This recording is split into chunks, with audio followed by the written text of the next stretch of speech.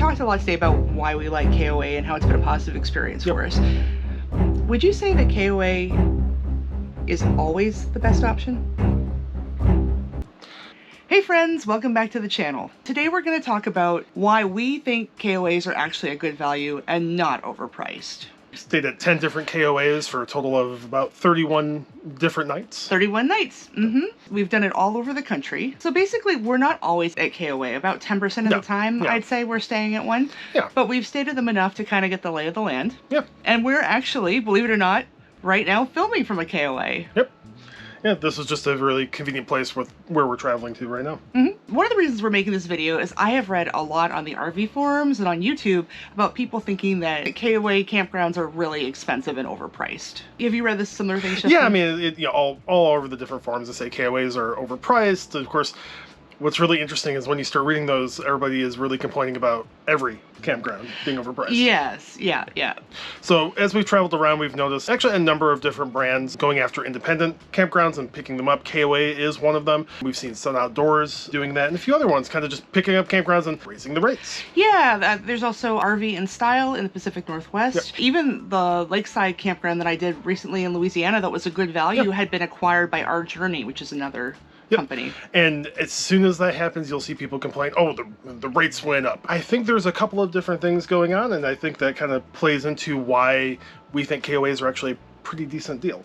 Yes. So you were actually saying 50 is the new 30. Yeah. So 50 is the new 30. And we're not talking age. No, we're not talking about age. That could be true too. I guess, yeah, like 50 is the new, I can see that. No, so basically, it's no secret. RVing has gotten a lot more popular the last few years, since about 2019, 2020. We all know why. Some things happen. There's a lot more remote workers. Yeah. Basically, as RVing has gotten more popular, the rates have gone up for campgrounds because there's been more demand, so the price goes up. My own personal theory right now is there was some momentum in the prices keeping them down. People were afraid to raise them, and prices were slowly going up. We are in an inflationary period right now. But I think with the events and RVing get more popular, they had more free reign. So it gives them permission to do something they probably already wanted to do anyway. And they probably needed to do. Actually, a lot of these campgrounds that we're seeing, nationals come in and they start overhauling them because they had started to get run down. And while they were a very popular, destination for vacations at $30 to $40 a night, they were starting to suffer from some issues. Yeah, because they weren't bringing in the profit that they needed in order to do those renovations that were desperately needed. Yep.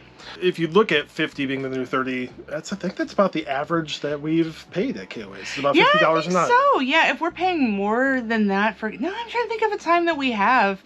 Oh, that one time in Michigan, we were seeing your folks, but that was summer in Michigan, and everything around was like triple digits or booked up. Yeah, we were in I think it was like 80 a night or something. Yeah, like that. Southwest Michigan, there are very few campgrounds, especially ones that can take a 30-foot motorhome, and it was just really hard to get in anywhere, so we just took what we could get. Everybody had booked a year in advance. It was one of our first full-time things, but other than that, I would say we've paid like 50 or less. Yep. We even got one stay for free. Yeah, that's actually an interesting thing about KOAs, and one of the reasons we think they can be a good deal is with their membership program, you do get rewards back, and you get automatic discounts on stays. I think if you pay for the membership, I think it pays for itself in just a few nights. Yeah, just a few nights. Yep. And if you do enough stays, if you get VIP status, disclaimer, we have VIP status, we've stayed enough, you'll end up actually getting gifted the membership fee after a certain point for like a couple of years. I think now they've basically paid it for us. Obviously, before you sign up, go and look at the... Yeah, the terms and conditions are going to change, right? Yeah, thanks, Justin. As time goes on. Evergreen. Yep. Yeah, legalese. So one of the big pros, I think, of the KOA experience is just the sheer consistency of the experience. You know what to expect, especially if you understand their lines. They have 3 lines. They have resort, they have holiday, and they have journey. Yep. We have not stayed at a KOA resort, but we have stayed at a fair number of journeys. And I think we're split between journeys and holidays. Yeah. Essentially, a journey is typically an overnight stay, or it's intended as an overnight stay. Yep. So they'll have full hookups, they'll have facilities, like laundry and such, but they won't have a big draw or an activity. A lot of times they don't have a pool, is what we've noticed. Yeah, usually the pool is the line that you get. But yeah, so holidays are intended more as almost like a destination, like a partial destination. Like you're there, maybe not just for that area, just for that campground, but you're there for the area. they have some niceties. They have pools and probably more playground equipment for the kids. And like the one we that. stayed at near South Haven had this awesome water park, and our nephew got to play there and everything. Yep. So And then resorts are going to be more of a true destination where you're pretty much just staying at yeah. the resort. Yeah. Ostensibly, we haven't stayed at one yet. Yeah. KOA actually sets what those are, and you have to have a certain level of amenity for each level, including things like you have to have a certain percentage of larger patio sites. Yes. Or there's the ones that, like, they have the shared campgrounds where you and your friends could have the same shared kind of campsite and things like that. Yeah, I think they have rules about the quantity of pull-throughs too for certain levels. They're very consistent, right? So it's kind of like you're on the road and you like some novelty, but sometimes you just want to know that it's going to be like... It's why everybody stops at McDonald's. Yes. When you're looking for either a quick snack, a quick lunch, or a bathroom.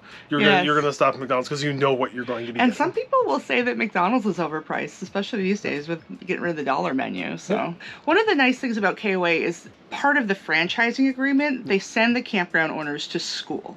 Yep. And they have to go and learn about KOA's policies, about what the expectations are, about what KOA considers a good way to run a campground. Yeah. So you're going to have some baseline for how that management's going to behave or see that they should be running their campground. And also they're accountable to someone. Yep. So we haven't stayed at any of them, but we've seen the reviews for some really bad KOAs on the road. And actually we drove past a couple of them and they were now closed. Yeah, that's actually how we found out about them. As we were driving, we saw a sign. We're like, wait, we didn't know there was a KOA out there, and there wasn't one anymore because it was bad enough that I believe that they had lost their franchise. Yep. Another great thing about KOA campgrounds is that none of them are 55 plus. As we film this, we're trying to travel through Florida, and even with, I tend to use things like RV Life to actually research campgrounds, and it's really hard to filter out the 55 plus campgrounds for us. Yeah, it's really easy to bring them all up, but if you're not 55 plus, and disclaimer, we're in our 40s, yes, we don't qualify for those campgrounds. It's really hard to actually filter it out. Yeah, and I know we could bother them and get into those campgrounds if we wanted to. It's actually a goal for Paige to get us into one at some point. Yeah, well, here's the thing. I love my 55 plus neighbors. Yeah. I love being around retirees. They're some of the best neighbors. They're quiet, they're friendly. But the fact of the matter is we can't stay in the grounds with them usually. So. Yeah, on a 55 plus area. So I think I would have a ball at a 55 plus campground because they wouldn't have like kids screaming and loud parties. And, although I guess some of them might cut it up. Yep. So. But again, to that consistency for us, we know we'll be able to stay at one. Yes, at the KOA. And when we see one, we're like, okay, we're going to be permitted to stay there. One of the other big nationals is Thousand Trails. A lot of people have heard of them. It's kind of a membership thing. Mm-hmm. We might even do a video on this later, but when we bought our RV, we were gifted a membership, a camping pass. Yes, we were technically Thousand Trails members under the camping pass. However, we never stayed at one. And the biggest reason was we couldn't be guaranteed full hookups when we would reserve a spot there. I think you had to have either a higher membership or something like that. So we just never bothered. KOA, we know we're going to have full hookups when we go there. Yeah, they have transparency about the site types, about, what amperage you have, the length of the site, the hookups, and we just didn't have that in the Thousand Trail system. So even though it was technically free, we couldn't do it because we need them for our life. We have small tanks, we both work full time, we need a nice stable place during the week. So KOA was nice like that. Yep. Although, spoiler on the video that's coming up, I hear that they're doing some pilots, Thousand Trails, with some hookup transparency, but as of this taping, it's only limited campgrounds. Oh, you're such a millennial with taping. Oh, taping. Remember to rewind your VHS cassettes, everybody, when you bring them back to the rental store. Yeah, rewind your SD cards. Yeah, rewind.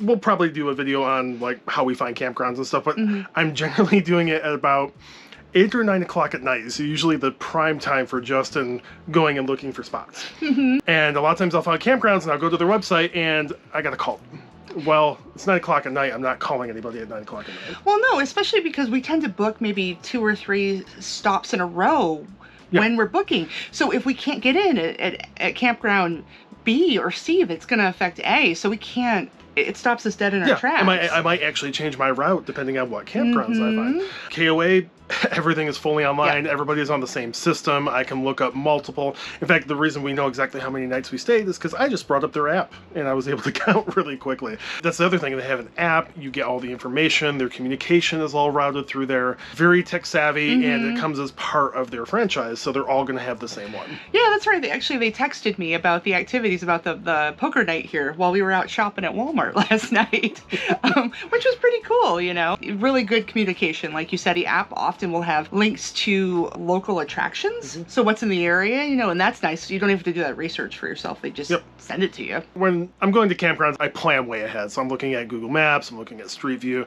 Sometimes it's not available in the areas we're going to because streetcar hasn't been through there yet. One thing that's really nice about KOAs is they almost always have highway signage, you know, saying, oh, campground this way. And then when you get there, it's very high-vis, yellow and red, and that's actually why they're called KOAs. They were able to trademark the campground with a K on there. That's right. It's Kampgrounds of America. Yeah, with a K.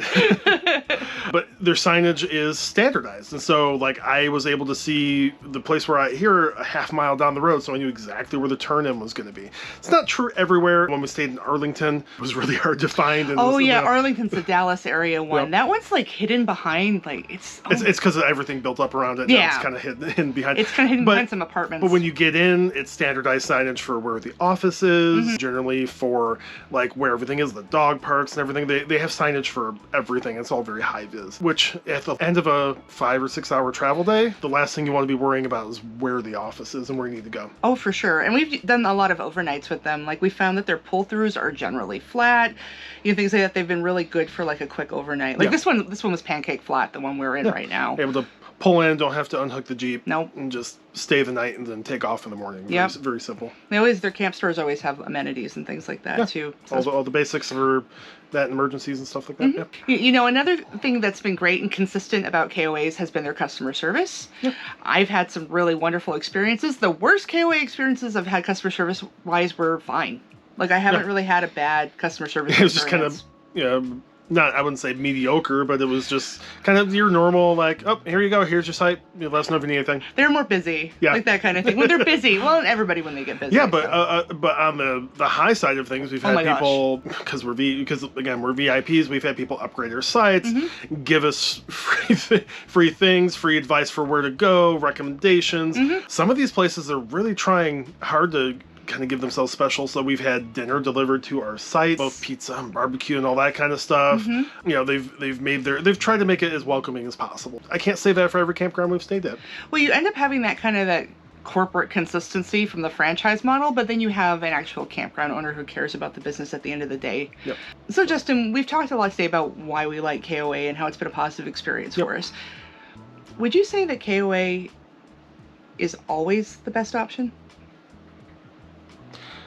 No, I would say it is not always the best option. Especially, and this is going to be true of any campground, if you're trying to stay around a widely traveled area, something that's very desirable. We've actually found KOA prices to be above average, sometimes almost exorbitant. I've seen some KOAs, I think that is actually along the Gulf Coast here, that were $150 a night. We found much cheaper ones at actually $30 or $40. And there were some that were like outrageous in the Puget Sound too, up in Washington. Yeah, and they're going to have some on-demand pricing, like almost every campground, especially ones using a system like KOA or Camp Spot or anything like that. And yeah, they're not always going to be the best option. However, for consistency, and when we're traveling, especially if we're going cross country, they make great overnights and they make a great place, especially if it's just in a city somewhere. Like I think we're stopping at one in Shreveport at one point. If just like we're on the way somewhere, just on the way back to Dallas, essentially. If since we're on the way somewhere, they're perfect for us. Yeah, I think it's very location dependent. Yes. I would say, very location dependent. Some people, they know what they got, and they're going to charge you out the wazoo. So that's not just KOAs, but it is inclusive of. But we found that it is typically more standardized with KOAs. Well, and right now we're just a one-day travel for us, how we like to travel from Disney World. And we're in full hookups, lightning fast internet. Everything's going well for that $50 a night, which, as we said at the beginning of the video, is the new $30. So Can't really beat that, honestly. Not really, no. So have you used KOAs? Do you prefer maybe another one of the big nationals that you like to travel? Maybe you like Thousand Trails and you're not like us and kind of weary of it. Maybe I have no reason to be weary of those. I don't know. Yeah. Why don't you let us know? Maybe we'll do a video on that again later. But otherwise, we'll see you next time. Yeah, thanks for watching.